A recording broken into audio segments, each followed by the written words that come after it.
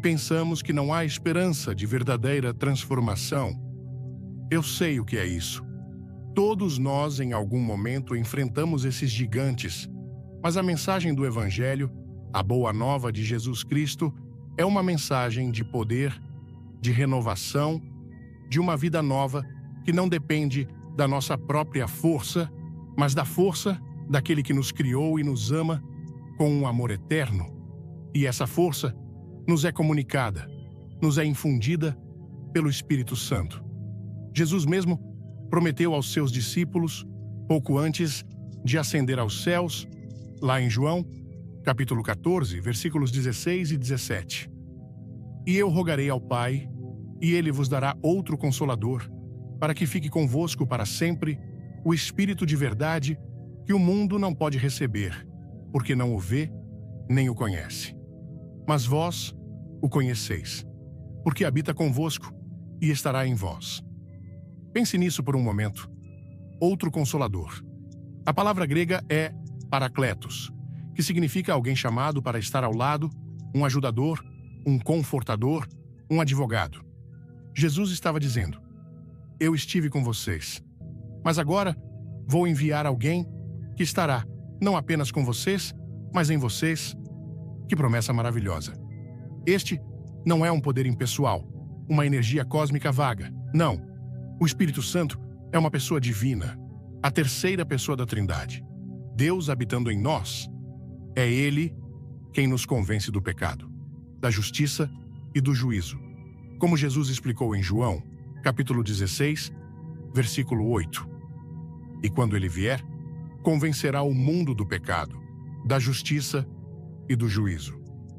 Sem essa convicção amorosa do Espírito, como poderíamos reconhecer nossa necessidade de um Salvador? Como poderíamos nos arrepender e nos voltar para Deus? É Ele quem abre nossos olhos espirituais para a verdade de Cristo. É Ele quem nos regenera, nos faz nascer de novo, como Jesus disse a Nicodemos em João, capítulo 3, versículo 5. Na verdade, te digo que aquele que não nascer da água e do Espírito não pode entrar no reino de Deus. Este novo nascimento não é algo que possamos produzir por nós mesmos. É uma obra sobrenatural do Espírito Santo no coração daquele que crê. E o que acontece quando o Espírito Santo entra em nossa vida? Ah, meu amigo, minha amiga, é aí que o inacreditável se torna realidade.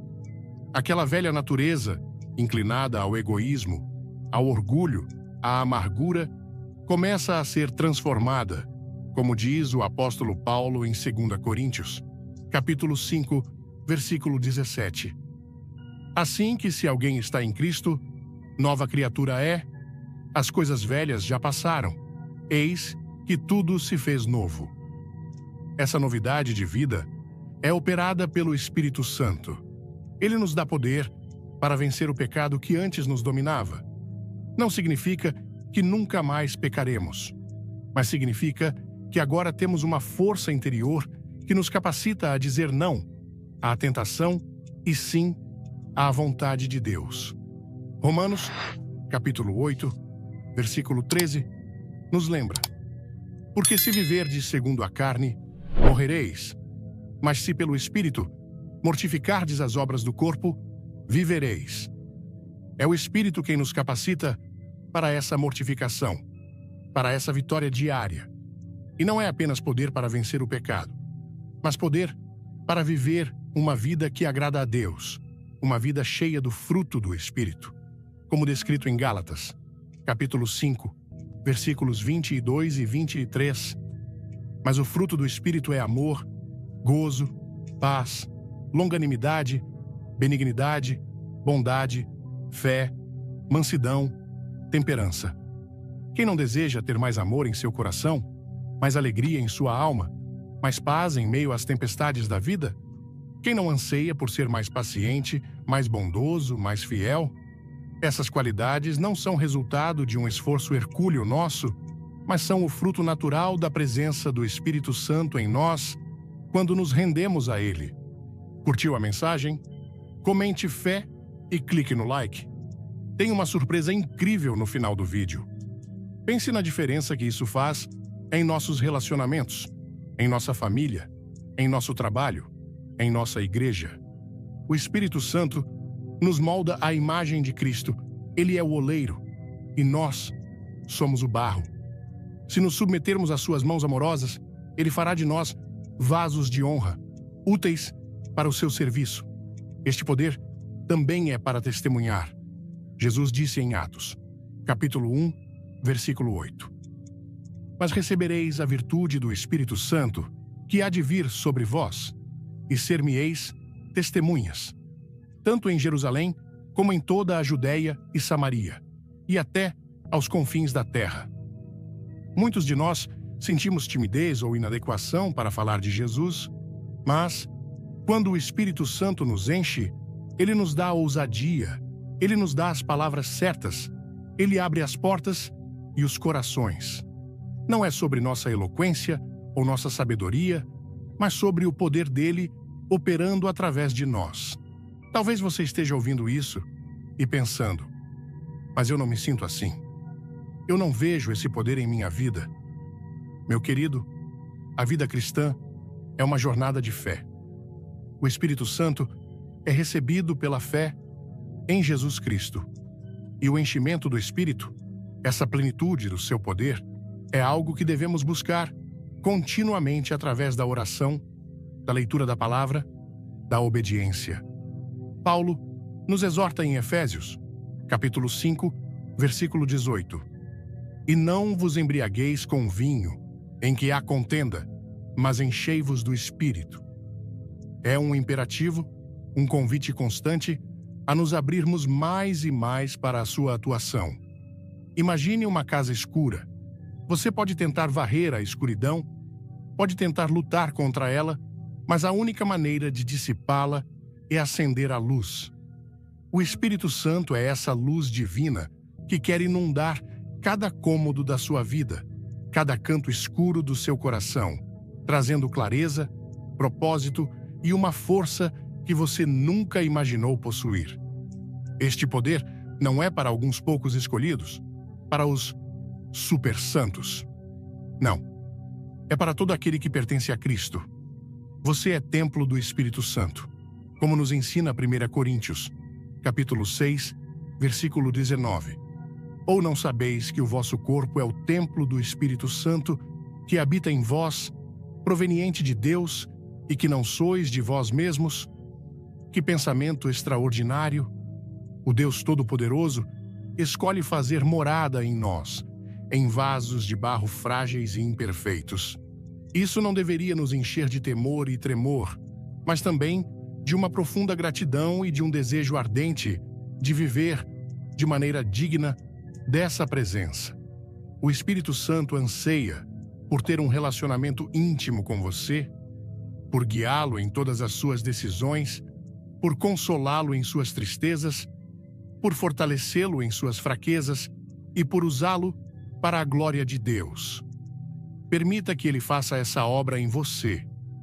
Não resista à sua voz suave, não entristeça o Espírito com pecado deliberado, não apague a sua chama com incredulidade ou indiferença. Abra seu coração hoje para a plenitude do Espírito Santo. E talvez você se pergunte, como posso experimentar mais desse poder? Como posso viver nessa plenitude? A resposta, meu amigo, minha amiga, começa com um desejo sincero e uma rendição contínua. É como um rio. Para que a água flua abundantemente, o leito do rio precisa estar desobstruído. Da mesma forma, para que o Espírito Santo flua poderosamente em nós e através de nós, precisamos remover os obstáculos do pecado conhecido, da teimosia, da incredulidade. Precisamos, como o apóstolo Paulo nos exorta em Efésios, capítulo 4, versículo 30, e não entristeçais o Espírito Santo de Deus, no qual estáis selados para o dia da redenção. Pense nisso, selados. O Espírito Santo é o selo de Deus em nós, a garantia da nossa herança eterna, a prova de que pertencemos a Ele. Que segurança maravilhosa Ele nos dá! Ele é aquele que testifica com o nosso espírito que somos filhos de Deus, como Romanos, capítulo 8, versículo 16, nos assegura. O mesmo Espírito testifica com o nosso espírito que somos filhos de Deus. Esse testemunho interior, essa convicção profunda de que pertencemos a Deus, não por nossos méritos, mas pela sua graça, é uma das obras mais preciosas do Espírito Santo em nós. Ele nos traz a certeza da salvação quando as dúvidas assaltam, quando o inimigo tenta nos acusar. É o Espírito quem nos lembra da obra consumada de Cristo na cruz e da nossa justificação pela fé.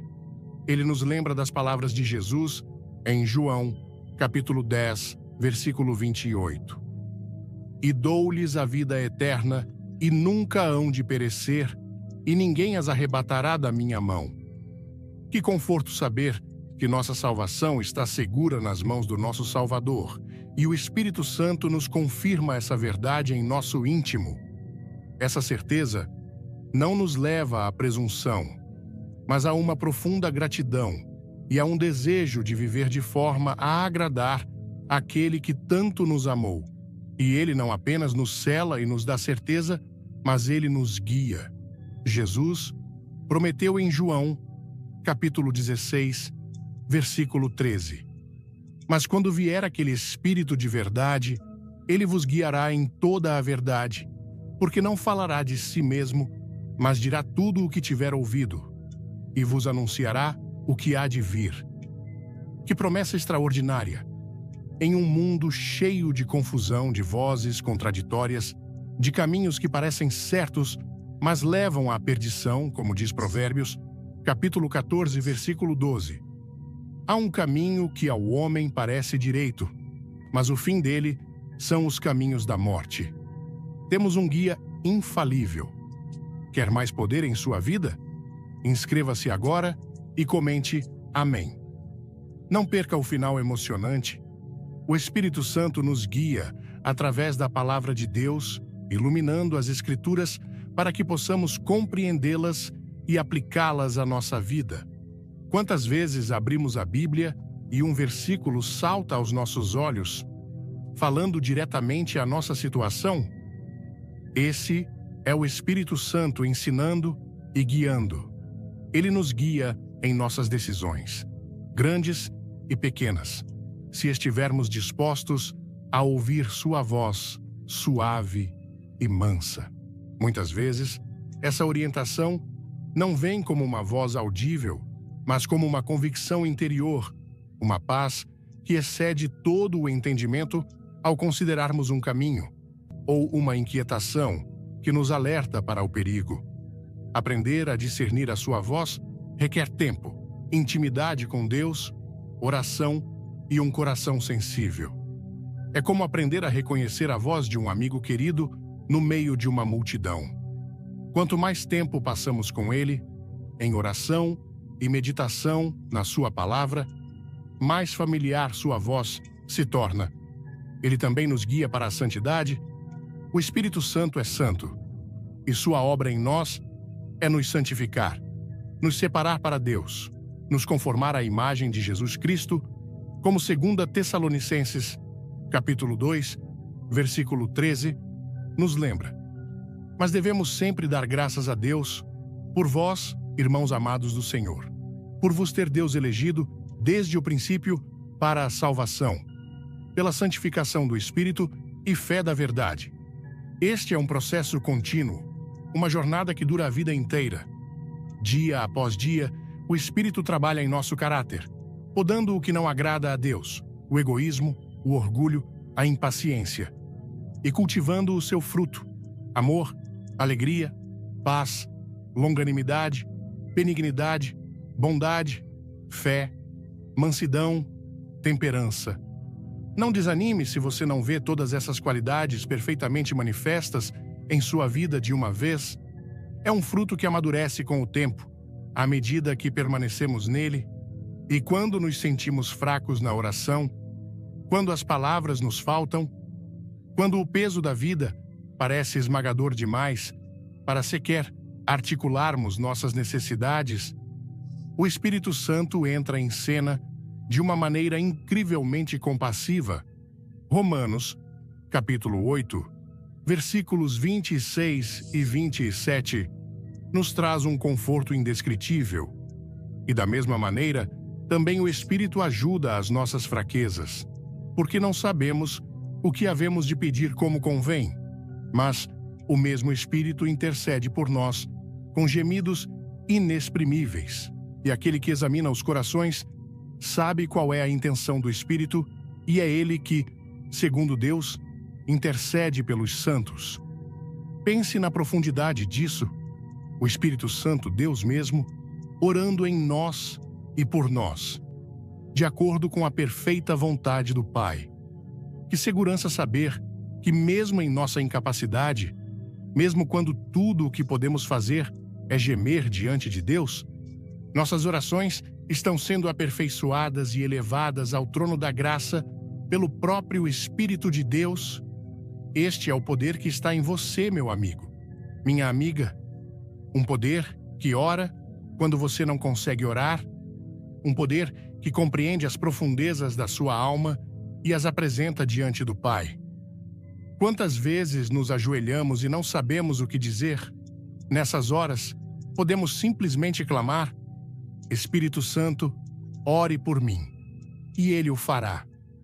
Ele é o nosso advogado celestial, juntamente com Jesus, que também intercede por nós à direita do Pai, como Romanos, capítulo 8, versículo 34, nos diz: quem é que condena? Pois é Cristo quem morreu, ou antes, quem ressuscitou, o qual está à direita de Deus e também intercede por nós. Temos uma dupla intercessão divina. Além disso, o Espírito Santo nos une como crentes, formando o corpo de Cristo, a Igreja. 1 Coríntios, capítulo 12, versículo 13, diz: pois todos nós fomos batizados em um Espírito, formando um corpo, quer judeus, quer gregos, quer servos, quer livres, e todos temos bebido de um Espírito. É Ele quem quebra as barreiras de raça, cultura e status social, unindo-nos no amor de Cristo. Em um mundo tão dividido, a unidade da Igreja, operada pelo Espírito, é um testemunho poderoso. E dentro desse corpo, Ele distribui dons espirituais a cada crente, visando a um fim proveitoso, como lemos em 1 Coríntios, capítulo 12, versículo 7. Mas a manifestação do Espírito é dada a cada um para o que for útil. E o versículo 11 continua: mas um só, e o mesmo Espírito, opera todas estas coisas, repartindo particularmente a cada um como quer. Se o Espírito Santo falou com você, deixe um coração nos comentários. Assista até o fim para uma bênção especial. Dons de serviço, de encorajamento, de misericórdia, de fé, de cura, de sabedoria, de conhecimento. Cada um de nós recebe dons para edificar a Igreja e para glorificar a Deus. Talvez você pense que não tem nenhum dom, que não tem nada a oferecer, mas a palavra de Deus diz o contrário. O Espírito Santo o capacitou com dons únicos e preciosos. Ore, peça a Deus para lhe revelar seus dons e para lhe dar oportunidades de usá-los. Seu dom pode não ser um dom de destaque público, mas pode ser um dom de oração intercessória silenciosa, um dom de hospitalidade que abençoa muitos, um dom de ouvir com compaixão. Todos os dons são importantes e necessários para o bom funcionamento do corpo de Cristo. Quando cada membro do corpo funciona no poder do Espírito, com os dons que ele deu, a Igreja se torna uma força poderosa neste mundo, um farol de esperança e verdade, demonstrando o amor multiforme de Deus. Mas como podemos experimentar essa plenitude do Espírito, essa vida abundante que Jesus prometeu quando disse em João, capítulo 10, versículo 10, eu vim para que tenham vida e a tenham com abundância. Em Efésios, capítulo 5, versículo 18, Paulo nos dá um mandamento claro. E não vos embriagueis com vinho, em que há contenda, mas enchei-vos do Espírito. O verbo aqui está no tempo presente contínuo, significando, continuem se enchendo. Não é uma experiência única e definitiva para a maioria, mas um processo diário, um estilo de vida de dependência e submissão ao Espírito. Como nos enchemos? Primeiro, confessando e abandonando todo o pecado conhecido. O pecado entristece o Espírito e obstrui o seu fluxo em nós. Se pecarmos, temos um advogado para com o Pai, Jesus Cristo, o justo, e 1 João, capítulo 1, versículo 9, nos promete: se confessarmos os nossos pecados, Ele é fiel e justo para nos perdoar os pecados e nos purificar de toda injustiça. A confissão e o arrependimento mantêm o canal limpo para a comunhão com o Espírito. Segundo, rendendo nossa vontade a Deus diariamente, dizendo como Jesus no Getsêmani: não seja feita a minha vontade, mas a tua. Esta é uma entrega consciente, momento a momento, das nossas vontades, planos e desejos a Ele. Terceiro, alimentando-nos da palavra de Deus. O Espírito usa a palavra para nos transformar e nos guiar. O Salmo 119, versículo 105 diz: lâmpada para os meus pés é tua palavra e luz para o meu caminho. Quanto mais meditamos na palavra, mais o Espírito tem material para trabalhar em nós. Quarto, através da oração fervorosa, pedindo especificamente para sermos cheios do Espírito, Jesus disse em Lucas, capítulo 11, versículo 13: pois se vós, sendo maus, sabeis dar boas dádivas aos vossos filhos, quanto mais dará o Pai Celestial, o Espírito Santo, àqueles que lhe pedirem. É uma promessa. Se pedirmos com fé e sinceridade, Ele nos dará. Não é uma questão de barganhar com Deus, mas de expressar nosso desejo profundo por mais dele em nossas vidas. Quinto, vivendo em obediência aos mandamentos de Deus por amor. Jesus disse em João, capítulo 14, versículo 15: se me amais, guardai os meus mandamentos, e eu rogarei ao Pai, e Ele vos dará outro Consolador. A obediência nascida do amor abre as portas para uma maior manifestação do Espírito. Este poder do Espírito Santo não é algo místico e inatingível, reservado para uns poucos. É real, é prático, é para você hoje. Ele quer lhe dar força para vencer aquela tentação que o assedia há tanto tempo. Ele quer lhe dar sabedoria para tomar aquela decisão difícil no trabalho ou na família. Ele quer lhe dar paz em meio à ansiedade que tenta roubar sua alegria. Ele quer encher seu coração com um amor sobrenatural pelas pessoas ao seu redor, mesmo aquelas que são difíceis de amar, aquelas que o feriram. Ele quer lhe dar ousadia para compartilhar sua fé com seus amigos e vizinhos, não com arrogância, mas com amor e convicção. Ele quer transformar seu caráter, tornando-o mais semelhante a Jesus a cada dia. Este é o poder inacreditável do Espírito Santo em você. Um poder que não se manifesta necessariamente em grandes demonstrações exteriores o tempo todo, embora possa acontecer, mas muitas vezes na quietude de um coração transformado, na paciência exercida quando se quer explodir, na palavra bondosa proferida em vez de uma resposta áspera, na tentação vencida silenciosamente, na paz que permanece em meio à tempestade, no perdão liberado. É a obra dele. A vida cristã não é uma tentativa de viver para Deus com nossas próprias forças. É permitir que Deus, pelo seu Espírito, viva sua vida através de nós, como Paulo disse em Gálatas, capítulo 2, versículo 20. Já estou crucificado com Cristo e vivo, não mais eu, mas Cristo vive em mim, e a vida que agora vivo na carne, vivo-a na fé do Filho de Deus, o qual me amou e se entregou a si mesmo por mim. É Cristo vivendo em nós pelo seu Espírito. Que verdade libertadora! Antes de começar, inscreva-se e comente "Eu creio". Uma surpresa poderosa te espera no final. Solte as rédeas da sua vida e entregue-as ao Espírito Santo. Confie nele, dependa dele, espere nele, e você começará a ver esse poder inacreditável se manifestando em maneiras que você nunca sonhou serem possíveis. Sua vida nunca mais será a mesma quando você aprender a andar no Espírito, a ser guiado pelo Espírito, a ser cheio do Espírito. Ele é o segredo da vida cristã, vitoriosa e abundante que Deus planejou para cada um de seus filhos. Não se contente com menos do que a plenitude que Ele oferece. Busque-o de todo o seu coração. Ele está mais perto do que você imagina, pois Ele habita em você. Se você entregou sua vida a Jesus Cristo, sim, Ele habita em você.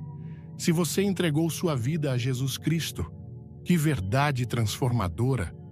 E quando falamos em buscar a sua plenitude, não estamos falando de alcançar algum estado místico inatingível, mas de cultivar uma dependência diária e consciente nele. É como respirar. Você não pensa em cada inspiração e expiração, mas sem elas não haveria vida. Da mesma forma, a vida no Espírito é uma respiração espiritual constante, um voltar-se para Ele em cada momento, em cada decisão, em cada desafio. Pense no poder que está à sua disposição neste exato instante, um poder que pode acalmar o coração mais ansioso.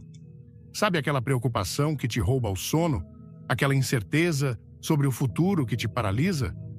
O Espírito Santo é o Espírito de paz. Filipenses, capítulo 4, versículos 6 e 7, nos encoraja. Não estejais inquietos por coisa alguma. Antes, as vossas petições sejam em tudo conhecidas diante de Deus pela oração e súplica, com ação de graças. E a paz de Deus, que excede todo o entendimento, guardará os vossos corações e os vossos pensamentos em Cristo Jesus. Quem guarda nossos corações e pensamentos é Deus, através da sua paz, uma paz que o Espírito Santo ministra em nós. Quando o mundo ao seu redor está em caos, quando as notícias são desanimadoras, quando as pressões da vida parecem insuportáveis, você pode encontrar um refúgio de paz no Espírito Santo. Ele não remove necessariamente todos os problemas de uma vez, mas ele te dá a força e a serenidade para atravessá-los, firmando seus pés na rocha que é Cristo. E esse poder se manifesta de maneiras muito práticas, na transformação do nosso caráter. Quantos de nós lutamos com um temperamento explosivo, com palavras ásperas que ferem aqueles que amamos? Quantos de nós somos assombrados pela inveja, pelo ciúme, pelo ressentimento que amarga a alma? Por nossas próprias forças, essas batalhas são exaustivas e muitas vezes infrutíferas. Mas o Espírito Santo é o agente de santificação. Ele trabalha em nós, gentilmente e pacientemente, mas com um poder que quebra cadeias. Ele nos convence da raiz desses pecados, nos mostra o quanto eles entristecem o coração de Deus e o quanto nos prejudicam, e ele nos capacita a escolher um caminho diferente. Quando você sente a raiva subindo e, em vez de explodir, você ora pedindo autocontrole e consegue responder com mansidão, isso é o Espírito Santo em ação. Quando você sente a ponta da inveja e, em vez de alimentá-la, você escolhe se alegrar com a bênção do outro e orar por ele, isso é o Espírito Santo operando. Ele nos ajuda a despojar-nos do velho homem com os seus feitos e a revestir-nos do novo homem, que se renova para o conhecimento segundo a imagem daquele que o criou, como Paulo nos instrui em Colossenses, capítulo 3. versículos 9 e 10. Essa renovação não é cosmética, é profunda, é de dentro para fora. É o Espírito Santo cultivando em nós o fruto do amor, da alegria, da paz, da longanimidade, da benignidade, da bondade, da fé, da mansidão, da temperança. E esse fruto não é apenas para nosso benefício, mas para abençoar todos ao nosso redor, para ser um testemunho vivo do poder transformador de Deus. Seus familiares, seus amigos, seus colegas de trabalho notarão a diferença quando o Espírito Santo tiver liberdade para operar em você. Além disso, o Espírito Santo é o nosso mestre divino, nosso professor. Jesus disse em João, capítulo 14, versículo 26, Mas aquele Consolador, o Espírito Santo que o Pai enviará em meu nome, esse vos ensinará todas as coisas e vos fará lembrar de tudo quanto vos tenho dito. Quantas vezes lemos a Bíblia e certas passagens parecem obscuras, difíceis de entender? Antes de ler, peça ao Espírito Santo para iluminar a sua palavra. Ele tem uma capacidade maravilhosa de abrir nosso entendimento, de nos mostrar a relevância das Escrituras para a nossa vida hoje. Ele nos ajuda a ver Jesus em cada página da Bíblia. Ele nos lembra das promessas de Deus quando estamos desanimados, dos seus mandamentos quando estamos confusos sobre qual caminho seguir, das suas advertências quando estamos sendo tentados. A Bíblia se torna um livro vivo, uma carta de amor de Deus para nós. Quando o Espírito Santo é o nosso intérprete, ele não nos dará novas revelações contrárias à palavra escrita, pois ele é o Espírito da verdade, e a palavra é a verdade. Mas ele nos dará uma compreensão mais profunda e uma aplicação pessoal da verdade já revelada. Sem o Espírito Santo, a Bíblia pode ser apenas um livro de história ou de regras morais. Com o Espírito Santo, ela se torna pão para nossa alma, luz para nosso caminho, a voz de Deus falando diretamente ao nosso coração. Portanto, valorize a palavra de Deus, medite nela dia e noite e peça ao Espírito Santo para torná-la real e transformadora em sua vida. E ele também nos capacita para o serviço. Você pode pensar, eu sou uma pessoa comum, não tenho grandes talentos. O que posso fazer para Deus? Mas o Espírito Santo equipa os crentes com dons espirituais para a edificação da igreja e para a glória de Deus. Como lemos em 1 Coríntios, capítulo 12, versículo 4. Ora, há diversidade de dons, mas o mesmo Espírito. Talvez seu dom seja o de encorajar alguém que está abatido, o de orar, com fervor, por aqueles que estão sofrendo, o de mostrar hospitalidade, o de contribuir com generosidade, o de ensinar uma classe de crianças na igreja, o de servir com humildade nos bastidores. Não despreze os pequenos dons, pois aos olhos de Deus, todo serviço feito com amor e no poder do Espírito é precioso. O Espírito Santo não apenas nos dá os dons, mas também a oportunidade e a coragem para usá-los. Muitas vezes, é o medo que nos paralisa. Medo de falhar, medo do que os outros vão pensar. Mas o Espírito Santo é um espírito de poder, de amor e de moderação. Não de covardia, como Paulo lembrou a Timóteo em 2 Timóteo, capítulo 1, versículo 7. Porque Deus não nos deu o espírito de temor, mas de fortaleza, e de amor e de moderação. Quando nos rendemos a Ele, Ele nos dá a ousadia santa para sairmos da nossa zona de conforto e servirmos a Deus e ao próximo. Ele pode colocar em seu coração um fardo por um grupo específico de pessoas ou uma paixão por uma determinada causa do reino. Não ignore esses impulsos do Espírito, ore sobre eles, busque conselho de irmãos maduros na fé e dê passos de obediência. Você se surpreenderá com o que Deus pode fazer através de uma vida totalmente entregue e capacitada pelo seu Espírito. Lembre-se da história de Pedro, que negou Jesus por medo, mas depois, cheio do Espírito Santo, no dia de Pentecostes, pregou com tal poder que 3.000 pessoas se converteram. Esse mesmo Espírito está disponível para você hoje, para capacitá-lo a ser uma testemunha eficaz de Cristo em palavras e em ações, onde quer que você esteja. E nos momentos de fraqueza, de sofrimento, de luto, o Espírito Santo é verdadeiramente o Consolador prometido. A palavra Paracletos também significa aquele que vem ao lado para ajudar. Quando o coração está partido, quando as lágrimas não param de rolar, quando a dor parece insuportável, o Espírito Santo está ali, sofrendo conosco, intercedendo por nós, com gemidos inexprimíveis, como vimos em Romanos, capítulo 8, versículos 26 e 27. Ele não nos oferece soluções fáceis ou clichês vazios, mas sua presença real, seu conforto que acalma a alma.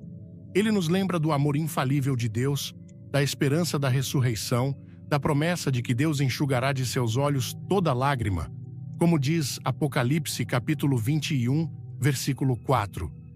E Deus limpará de seus olhos toda lágrima, e não haverá mais morte, nem pranto, nem clamor, nem dor, porque já as primeiras coisas são passadas. Ele nos ajuda a encontrar sentido, mesmo no sofrimento, sabendo que todas as coisas contribuem juntamente para o bem daqueles que amam a Deus, daqueles que são chamados segundo o seu propósito, como Romanos, capítulo 8, versículo 28, nos assegura. Isso não significa que o sofrimento seja bom em si mesmo, mas que Deus, em sua soberania e amor, pode usar até mesmo as experiências mais dolorosas para nos moldar, para nos aproximar dele e para cumprir seus propósitos eternos. O Espírito Santo nos dá a força para perseverar, para não desistir, para manter nossa fé firme, mesmo quando não entendemos os caminhos de Deus. Ele é o óleo da alegria em vez do pranto, a veste de louvor em vez do espírito angustiado, como Isaías, capítulo 61, versículo 3, proclama: a ordenar acerca dos tristes de Sião, que se lhes dê glória em lugar de cinza, óleo de gozo em lugar de pranto, vestes de louvor em lugar de espírito angustiado. Ele pode transformar nosso luto em dança, nossa tristeza em alegria. Isso não acontece da noite para o dia, é um processo, mas ele está conosco em cada passo do caminho, sustentando-nos com sua graça. Quantos crentes, ao longo da história, enfrentaram perseguições terríveis, perdas inimagináveis, doenças debilitantes e ainda assim mantiveram uma fé radiante e um testemunho poderoso? Foi o poder do Espírito Santo que os sustentou. Esse mesmo poder está disponível para você, meu amigo, minha amiga, em qualquer tribulação que você esteja enfrentando. É importante lembrar que viver no Espírito também envolve uma batalha espiritual. O apóstolo Paulo fala em Gálatas, capítulo 5, versículo 17. Porque a carne cobiça contra o Espírito e o Espírito contra a carne, e estes opõem-se um ao outro, para que não façais o que quereis. Há uma luta constante dentro de nós entre a nossa velha natureza pecaminosa, a carne, e a nova natureza que recebemos em Cristo, vivificada pelo Espírito. Não devemos nos surpreender com essa luta. Ela é uma evidência de que o Espírito está vivo e ativo em nós. O perigo é ceder aos desejos da carne. Mas a boa notícia é que os que são de Cristo crucificaram a carne com as suas paixões e concupiscências.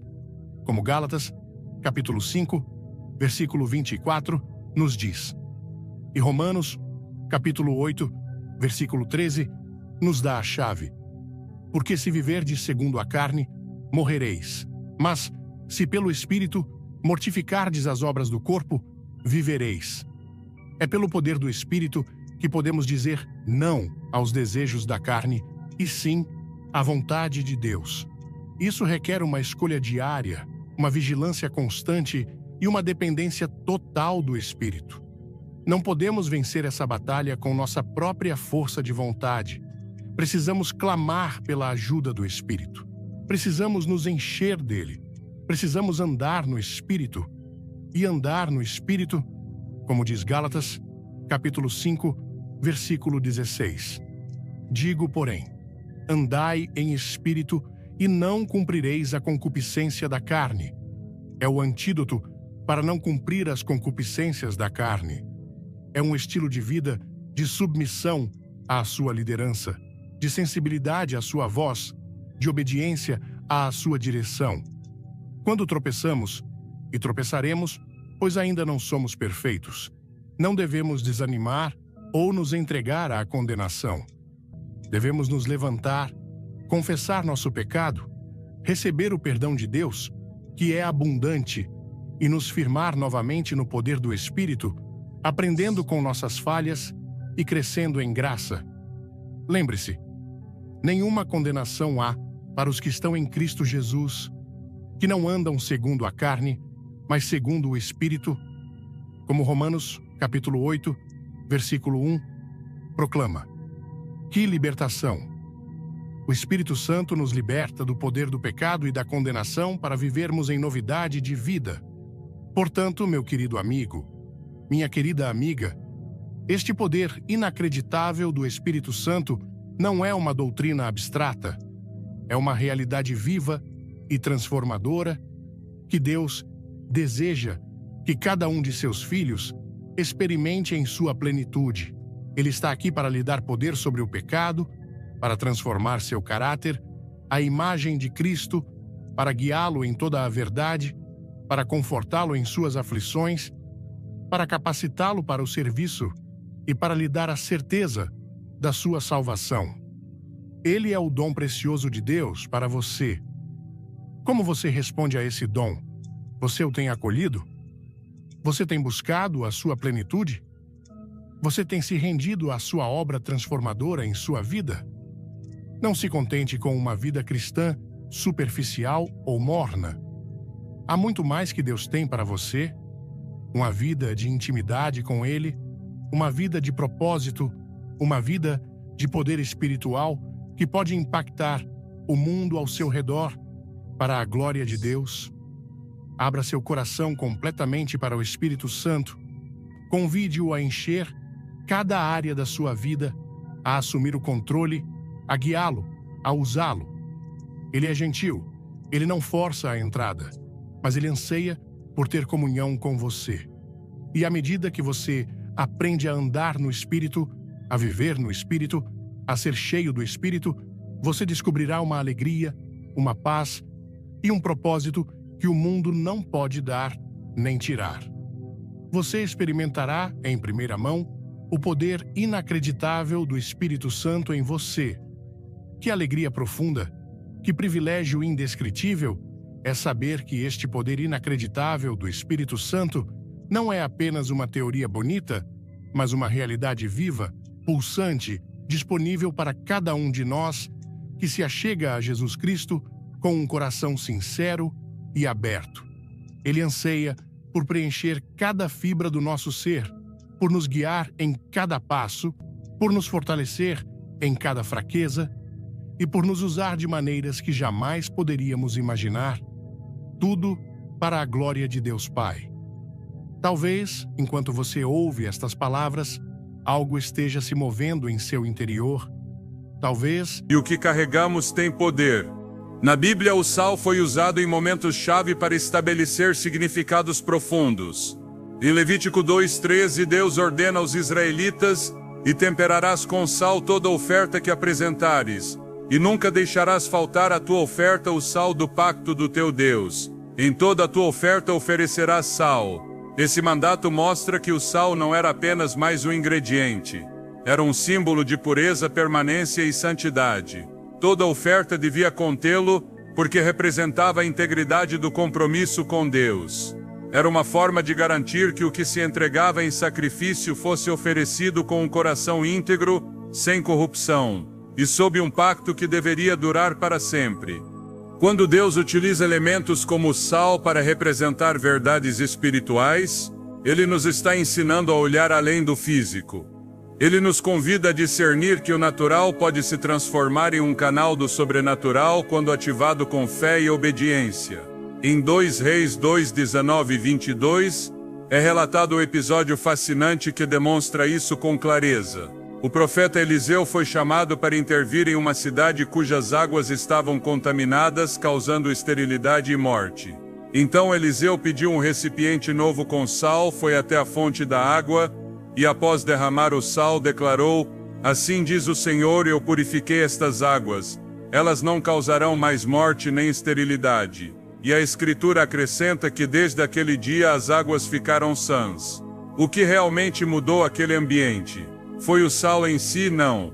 Foi a combinação de um ato profético, uma declaração de fé e um coração que entendia a autoridade delegada por Deus. Eliseu não agiu por impulso nem por superstição. Ele agiu sob uma instrução divina, usando um elemento físico como veículo de um poder espiritual. Muitos crentes hoje em dia esqueceram o poder simbólico do que têm em suas mãos.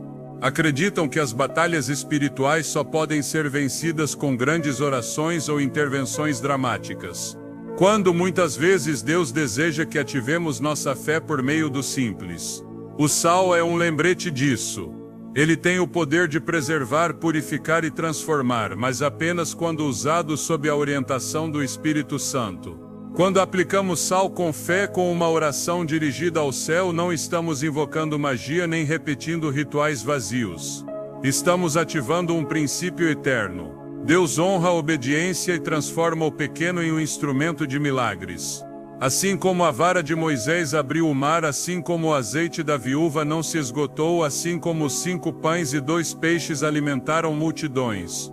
O sal nas mãos de Deus pode ser o início de uma limpeza profunda em nossas vidas e em nossos lares. O problema de muitos cristãos não é a falta de recursos, mas a falta de discernimento espiritual. Eles têm o sal em casa, mas não compreenderam seu potencial profético. Caminham em derrota porque desconhecem as armas que o céu já colocou à sua disposição. Em Marcos 9,50, Jesus diz algo surpreendente. Bom é o sal, mas se o sal se tornar insípido, com que o temperareis? Tende sal em vós mesmos e vivei em paz uns com os outros.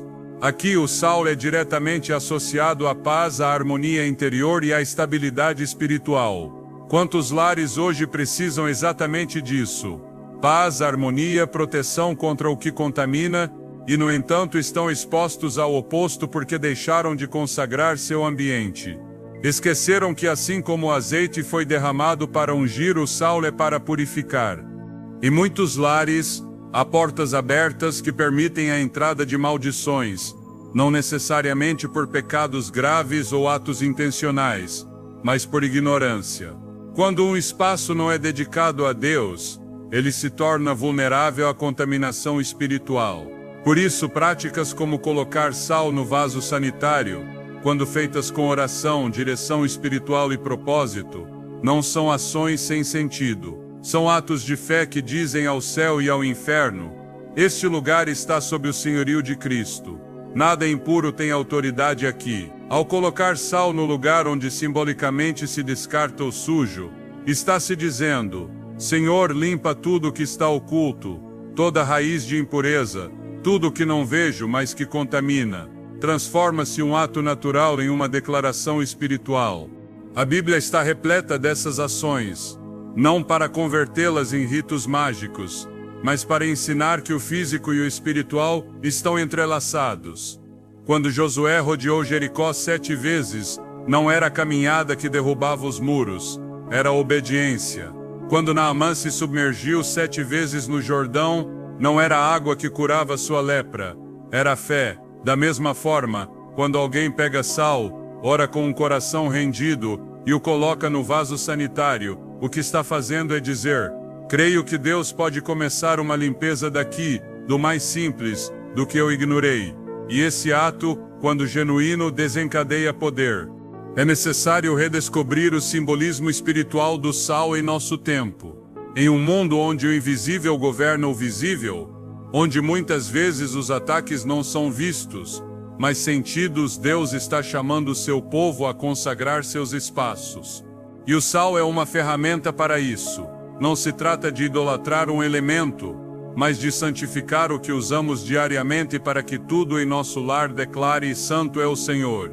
Mesmo em lugares que consideramos irrelevantes, Deus quer manifestar sua glória, porque não há canto tão oculto que Ele não possa purificar, nem ato tão pequeno que Ele não possa usar. Em Colossenses 4:6, Paulo faz uma recomendação que vai além da linguagem: que a vossa palavra seja sempre com graça, temperada com sal, para que saibais como deveis responder a cada um. Aqui o sal representa sabedoria, discernimento, capacidade de trazer vida e verdade ao que se diz. Mas essa sabedoria também se aplica ao ambiente. Assim como nossa língua deve ser temperada, nosso lar também deve ser. Cada cômodo, cada canto, cada área que foi negligenciada espiritualmente pode ser restaurada se alguém decidir agir com fé. Lembremos que Jesus não evitava os espaços considerados sujos ou indignos. Ele tocava os leprosos, comia com pecadores, se aproximava daqueles que todos rejeitavam. E em cada um desses encontros, o impuro era transformado pelo puro. O poder não está no lugar. O poder está em quem entra nesse lugar. E quando você entra em um espaço carregando a presença de Deus, com uma oração fervente e um coração consagrado, esse espaço já não será o mesmo. Por isso, quando você coloca sal no vaso sanitário com oração, não está fazendo algo irrelevante. Está dizendo: este lar, do mais alto ao mais baixo, pertence ao Senhor. Não há limites para o que Deus pode fazer quando encontra um coração disposto. Ele não precisa de grandes plataformas nem de cenários brilhantes. Ele pode manifestar sua glória no escondido, no desprezado, no ignorado. Assim como escolheu uma manjedoura para nascer, Ele pode escolher um vaso sanitário para iniciar uma limpeza espiritual, porque o que aos olhos do homem é baixo, para Deus é uma oportunidade de redenção. A chave está na intenção, na fé, no desejo genuíno de ver seu poder em ação. Esta é a hora de levantar lares purificados, lares que resplandeçam com a luz de Cristo. E para isso precisamos redescobrir o valor do que Deus já nos deu. O sal não é apenas um mineral, é uma ferramenta de pacto, de proteção, de propósito. Use-o com discernimento, ore com autoridade e prepare-se para ver como o Senhor começa a fazer uma limpeza, não apenas no visível, mas no profundo da alma, no oculto do coração, no invisível do seu ambiente. Há lugares no lar que muitas vezes são ignorados espiritualmente, espaços que passam despercebidos em nossa vida de oração, mas que representam pontos críticos por onde a contaminação pode entrar ou permanecer. Um desses lugares é o vaso sanitário. Embora possa parecer irrelevante, o vaso sanitário tem um simbolismo espiritual mais profundo do que se costuma imaginar. É o local onde se descarta o impuro, o contaminado, o que o corpo rejeita. E se no natural funciona assim, no espiritual também guarda essa mesma conexão. O que muitos não entendem é que, no que consideram desprezível, Deus pode estar revelando uma porta aberta, uma entrada silenciosa que está afetando a atmosfera de todo o lar. A Bíblia ensina que há lugares e objetos que devem ser santificados para que não se tornem canais de impureza. Quando o povo de Deus construía altares ou edificava espaços sagrados, cada canto era consagrado, desde o limiar até os utensílios, porque sabiam que nada deveria ficar fora do domínio da santidade. Em Ezequiel 36:25, Deus declara: espargirei sobre vós água limpa e ficareis purificados. De todas as vossas imundícias e de todos os vossos ídolos vos purificarei. Esse ato de limpeza não era meramente simbólico, era uma renovação integral. A impureza não estava apenas nas ações, mas também nos espaços onde essas ações se acumulavam, onde o invisível se impregnava. O vaso sanitário na vida cotidiana recolhe não apenas resíduos físicos, mas também toda a carga do que se deseja eliminar. E se essa porta não for espiritualmente fechada, pode se tornar um ponto de acesso por onde influências negativas permanecem e se reciclam. não porque o objeto em si seja mau, mas porque todo lugar que não foi coberto com oração e consagração pode se tornar terreno neutro, exposto ao que quiser operar nele. Deus é um Deus de ordem, e sua ordem espiritual implica que todo espaço habitado pelo ser humano deve ser submetido ao seu governo. No livro de Levítico são estabelecidas detalhadamente as instruções para a purificação de todo tipo de espaço, porque cada ambiente tinha o potencial de afetar o bem-estar espiritual do povo. Não se tratava de obsessão pela limpeza externa, mas de uma consciência espiritual que reconhecia que o físico e o espiritual estão intimamente entrelaçados. Quando o sacerdote entrava no tabernáculo, não podia omitir nenhuma parte do ritual, porque um único detalhe descoberto poderia anular toda a oferta. Da mesma forma, quando em um lar certas áreas são negligenciadas por serem consideradas sem valor espiritual, abre-se uma brecha por onde a opressão encontra permanência. Jesus foi muito claro quando ensinou que o que contamina não é o que entra, mas o que sai do homem. Mas ele também mostrou como certos lugares podem se tornar cenários de poder quando consagrados a Deus. Em Marcos 11:15, quando entrou no templo e viu que o haviam convertido em um mercado, não hesitou em purificá-lo com autoridade. Ele não o ignorou, não o deixou como estava. Seu zelo pela santidade do lugar foi tão forte que disse: "A minha casa será chamada casa de oração para todas as nações, mas vós a fizestes covil de ladrões." Esse princípio também se aplica ao lar. A casa, em sua totalidade, deve se tornar um espaço onde se respire pureza, onde não haja cômodos nem cantos relegados ao desordem espiritual. Tudo deve refletir a glória de Deus, até mesmo o banheiro, até mesmo o vaso sanitário. O inimigo não precisa de portais espetaculares para operar, basta-lhe encontrar negligência espiritual. Por isso, quando se fala de maldições ocultas, muitas vezes não se trata de feitiçarias lançadas intencionalmente, mas de portas que nunca foram fechadas. A Bíblia diz em Efésios 4:27, "Nem deis lugar ao diabo." A palavra-chave aqui é lugar. Isso implica espaço, território, acesso, e qualquer lugar onde o governo de Deus não foi estabelecido pode se tornar esse espaço cedido. Não porque Deus não tenha poder, mas porque ele respeita a ordem do livre-arbítrio e espera ser convidado a governar cada área sem exceção. Quando um crente decide orar sobre o vaso sanitário e colocar sal com uma oração de autoridade, está aplicando um princípio espiritual milenar: consagrar o impuro para que seja purificado, fechar toda fonte que possa estar filtrando contaminação, declarar que até mesmo o lugar dos resíduos está sob o controle do Altíssimo. No mundo espiritual, nada é insignificante. O próprio Jesus ensinou que um pouco de fermento leveda toda a massa. Da mesma forma, um canto não consagrado pode afetar o ambiente espiritual de todo um lar. A opressão, o desânimo, a fadiga espiritual constante podem ter raízes em espaços que não foram dedicados ao Senhor.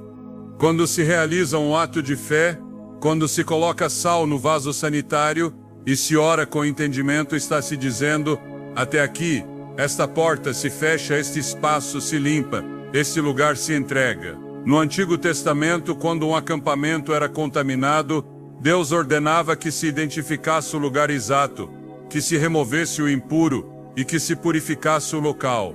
Não bastava pedir perdão, era necessário agir. Em Deuteronômio 23:14 diz: "Porque o Senhor teu Deus anda no meio do teu acampamento, para te livrar e entregar os teus inimigos diante de ti, pelo que o teu acampamento deve ser santo, para que ele não veja em ti coisa imunda, e se afaste de ti." Esse versículo deixa claro que a presença de Deus não permanece onde há impureza sustentada.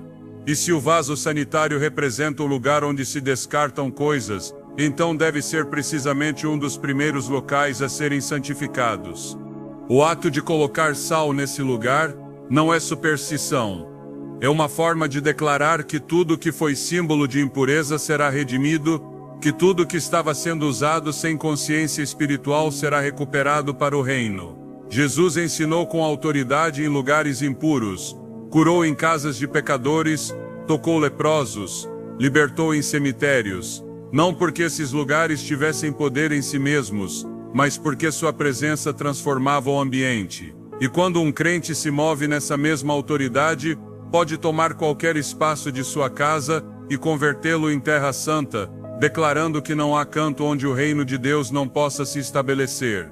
O vaso sanitário não é um local de vergonha espiritual. É um local de oportunidade espiritual. É o lugar onde se pode ativar uma palavra de limpeza, onde se pode declarar que toda raiz de impureza espiritual seja cortada pela raiz, onde se pode interceder para que toda contaminação acumulada, não apenas física, mas espiritual, seja expulsa. E quando essa ação é feita com sal, com oração e com fé, não resta espaço para a escuridão, porque Deus honra a obediência, honra a consagração, honra a intenção do coração que diz: Senhor, tudo na minha casa, até o que parece sem valor é teu.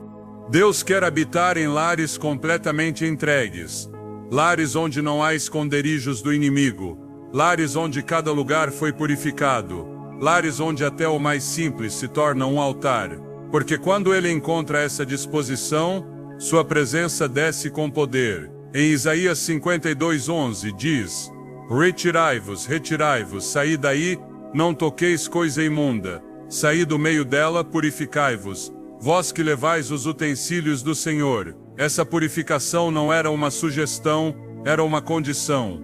O mesmo acontece hoje. Se você quer que o Senhor habite com plenitude em seu lar, deve purificar cada espaço, não apenas a sala onde você ora, não apenas a cozinha onde você abençoa os alimentos, mas também o banheiro, onde se descarta o que não serve, porque ali no que outros ignoram, Deus pode manifestar sua glória. No mundo espiritual, não há neutralidade. Ou um espaço está consagrado a Deus, ou está vulnerável a ser influenciado pelas trevas. E o inimigo que não respeita limites naturais, se detém diante do limite do pacto, diante do poder do nome de Jesus, diante do sangue do Cordeiro e diante da obediência do crente. Por isso, quando você coloca sal no vaso sanitário, quando ora com entendimento, está marcando o território. Está dizendo: este lugar pertence a Deus. E essa declaração tem consequências reais, portais se fecham, maldições são anuladas, a opressão é expulsa, porque a luz não pactua com as trevas, e onde a luz chega, a escuridão não pode resistir. Há atos que na aparência são simples, mas no espiritual contém uma carga de autoridade que transcende o visível. Quando se ora com fé e se executa uma ação simbólica sob direção divina, estabelece-se uma intervenção do céu que transforma o natural em instrumento do reino. Assim foi desde os tempos dos profetas. Em cada geração Deus mostrou que não são as formas que têm poder, mas a obediência e a fé com que são realizadas. O ato de colocar sal em um lugar contaminado como vaso sanitário não nasce do capricho humano, mas de um princípio bíblico onde o simbólico se converte em uma declaração profética. Em toda a Escritura, o sal está relacionado à purificação, preservação e pacto. Não é um acessório sem valor, é um lembrete visível do invisível. Seu uso, quando acompanhado de uma oração fervente e uma entrega sincera, pode marcar um antes e um depois no ambiente espiritual de um lar. Em 2 Reis 2:21, quando Eliseu lança sal na fonte contaminada de Jericó, ele não está improvisando, está profetizando, está declarando sob a autoridade divina que a maldição que trazia morte e esterilidade chega ao fim. O texto diz: e saindo ele ao manancial das águas, lançou ali o sal e disse: assim diz o Senhor, eu purifiquei estas águas, e não haverá mais nelas morte nem esterilidade. Essa declaração é chave. Eliseu não agiu em nome próprio. Ele não disse eu declaro nem confiou no sal como um talismã. Ele disse assim diz o Senhor, porque o poder não está no objeto, mas na palavra que respalda o ato. O sal se torna um canal, não a causa. E quando hoje se realiza uma ação semelhante, deve-se fazer com o mesmo entendimento. É Deus quem opera, é seu Espírito quem limpa, é sua palavra quem transforma. O ritual de colocar sal no vaso sanitário, se feito com reverência, com oração e com uma consciência clara do que está sendo declarado, se converte em um ato profético. Não é superstição, É um gesto de autoridade espiritual, um símbolo que diz: este espaço é purificado em nome do Senhor, e nessa ação ativam-se princípios enraizados na palavra. Jesus falou com clareza sobre a necessidade de ter fé ao falar, mas também sobre a importância de agir. Em Marcos 11:23, ele ensinou: porque em verdade vos digo que qualquer que disser a este monte, ergue-te e lança-te no mar, e não duvidar em seu coração, mas crer que será feito o que diz, tudo o que disser lhe será feito. Essa declaração implica palavra e ação. Não basta crer internamente. É preciso falar, é preciso mover, é preciso executar. A fé sem obras é morta. E muitas vezes a libertação não se manifesta porque falta esse passo visível que sela no físico o que já foi decretado no espiritual. Quando alguém pega sal com a intenção de consagrar um espaço, não está manipulando a realidade espiritual, está se alinhando com ela. Está dizendo que sua casa não será território neutro, que cada canto será consagrado, que não haverá espaço para impurezas nem contaminação. A oração que acompanha esse ato não deve ser repetida mecanicamente, mas expressada com autoridade e certeza. Em nome de Jesus, deve-se declarar que toda obra das trevas fica anulada, que todo portal oculto é fechado, que toda atmosfera espiritual carregada de morte, doença, discussão ou estagnação fica interrompida pelo poder do Altíssimo, porque o que se liga na terra fica ligado no céu, e o que se desliga na terra fica desligado no céu, como disse o Senhor em Mateus 18:18. E quando se pronuncia uma palavra com base nessa promessa, não há força do inimigo que possa resistir. Não se deve temer o simbolismo quando ele está sujeito à palavra. Deus usou instrumentos simples para provocar mudanças sobrenaturais. Com uma pedra, Davi derrubou o gigante. Com uma vara, Moisés abriu o mar.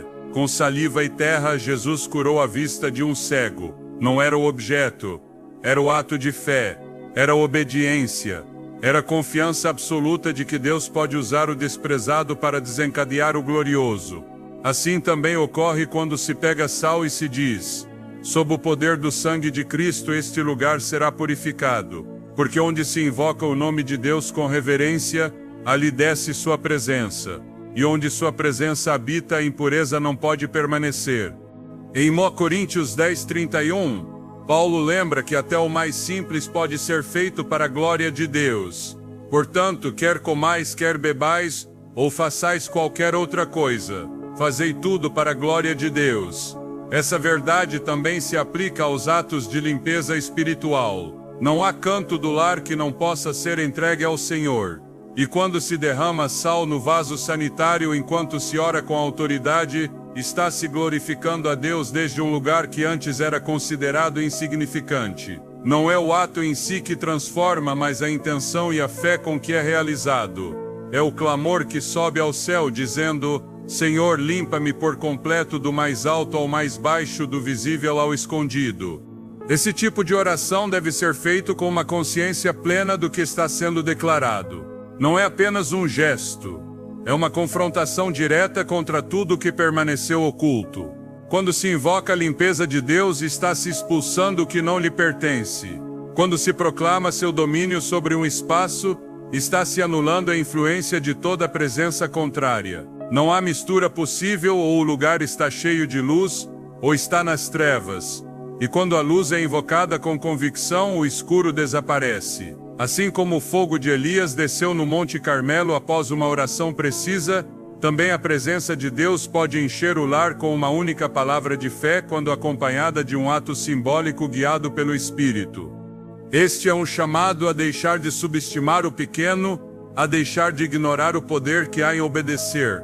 Porque o que parece insignificante para o mundo, para Deus pode ser a chave que abre portas de bênção. E se na sua casa há portas que devem ser fechadas, se há influências espirituais que devem ser expulsas, então este ato com sal e oração não deve ser tomado levianamente. Deve ser feito com humildade, mas também com autoridade, porque os filhos de Deus não suplicam pelo que já lhes foi concedido. Eles declaram o que já foi conquistado, e a vitória sobre toda a maldição foi selada na cruz. Por isso, quando se ora enquanto se coloca sal no vaso sanitário, está se lembrando ao inimigo que o sangue do Cordeiro já foi derramado, que a maldição foi quebrada, que a impureza não tem mais lugar. Não se trata de repetir fórmulas, se trata de se conectar com a vontade de Deus, de agir conforme sua palavra, de proclamar com o coração inflamado pela fé que o lar inteiro será santificado, que não restará canto sem se render à sua autoridade, que até o lugar onde se descarta o sujo será convertido em símbolo de purificação, porque tudo no reino aponta para a redenção. Deus transforma o desprezado, torna-o útil. E se um ato tão simples como colocar sal pode ser usado para declarar essa transformação, então deve ser feito com convicção, com reverência e com a certeza de que o céu responde à fé verdadeira. Há momentos em que tudo parece estar em ordem, mas a atmosfera no lar transmite algo mais. Não se trata do visível, nem do que se pode explicar facilmente. É uma opressão que não se justifica no natural. A tensão sem causa, cansaço que não cede, portas que não se abrem. E é então que a alma começa a se perguntar se há algo mais operando, algo que não se vê, mas que se manifesta. Na Bíblia, as maldições não eram meramente palavras negativas, eram realidades espirituais ativadas por desobediência, idolatria e injustiça, e às vezes por ignorância. Nem sempre eram lançadas por inimigos, muitas vezes se originavam de dentro, quando o povo de Deus deixava seus caminhos descobertos. E assim como as bênçãos se herdam, também as maldições podem permanecer se não forem confrontadas com a verdade da palavra. Em Deuteronômio 28 são apresentados dois caminhos, bênção ou maldição. Não há uma terceira via neutra. A obediência abre a porta para a proteção divina. A desobediência, por outro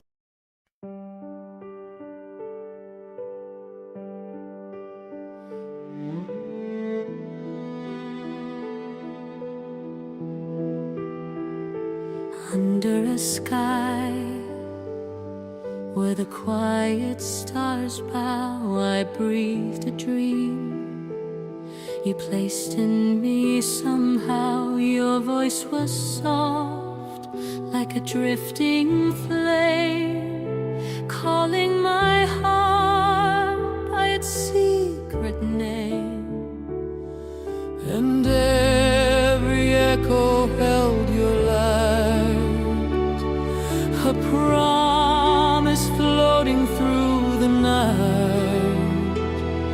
I'm holding on, I'm holding tight to everything you left behind. Your starlit vow still follows me across the dark, across the sea, a silver light I can't let go, a quiet fire beneath the snow. No matter where the hours lead, your whispered truth is all I keep within my chest. It's burning now, the endless glow of your starlit vow. The wind remembers the words we made, carrying them through the night. We prayed, your touch remains like a gentle mark, a lantern warm in the deepest dark. And when the night begins to fade, your vow outshines the light of day. It pulls me close, it guides my way through every shadow I escape. Your star lit